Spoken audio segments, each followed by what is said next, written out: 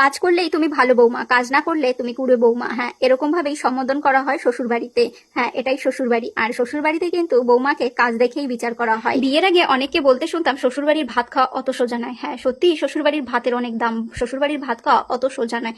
শ্বশুর বাড়িতে আসার পরে বুঝতে পারলাম শ্বশুর বাড়ির ভাতের দাম অনেক, কিন্তু বাপের বাড়িতে থাকতে ভাতের দামটা ঠিক বুঝতে পারিনি, কারণ ওটা তো আমার বাবার টাকায় খেয়েছি, তাই বুঝতে পারিনি। বাবা কখনো অভাব দেয়নি, কখনো কোন জিনিসটা প্রয়োজন একবার চাইতেই পেয়ে গেছে। ভাগ্যিস আমার স্বামী ইনকাম করতো, যদি বেকার থাকতো হয়তো আমার সংসার করাই হতো না তার সঙ্গে। আমাকে এমনও শুনতে হয়েছে তোমার স্বামী যদি সংসারে টাকা না দেয় তোমাকে আমরা রাখবো না। হ্যাঁ, এরকমটাও আমাকে শুনতে হয়েছে, কিন্তু আমার স্বামী যে যথেষ্ট ভালো, আমাকে যথেষ্ট ভালোবাসে, আর আমি যখন যেটা চাই তার কাছে আমি তখন সেটাই পাই। কিন্তু কিছু কিছু মানুষ সুবিধা অসুবিধা দেখে না। আমার স্বামী একটা লোন নেওয়ার কারণে সে সংসারে কোনো টাকা পয়সাই দিতে পারতো না। আমার যখন নতুন বিয়ে হয় আমার এরকম কথা শুনতে হয়েছে, তোমার বর টাকা না দিতে পারলে তোমাকে আমরা রাখবো না, বাপের বাড়িতে চলে যাও। আর এই সংসারে টাকা দিতে পারতো না শুধু লোন নেওয়ার কারণে। আর যাদের জন্য এই লোনটা নিয়েছিল তারা কখনো জিজ্ঞাসা করে না, হ্যাঁ রে তোর এত বছর হয়ে গেছে লোন নিয়েছিস, লোনটা কি এখনো শোধ করেছিস? আসলে যাদের জন্য করবে চুরি তারাই বলবে চোর। আমার বিয়ে 6টা বছর হয়ে গেছে, এখনো সেই লোনটা শোধ হয়নি। কবে শোধ হবে সেটাও আমি জানি না। তবে এইভাবেই চলছে আমাদের জীবন, তবু আমাদের ঘরে শান্তি আছে। অনেকেই ভিডিওটা দেখবে, দেখলেও আমার কিছু করার নেই।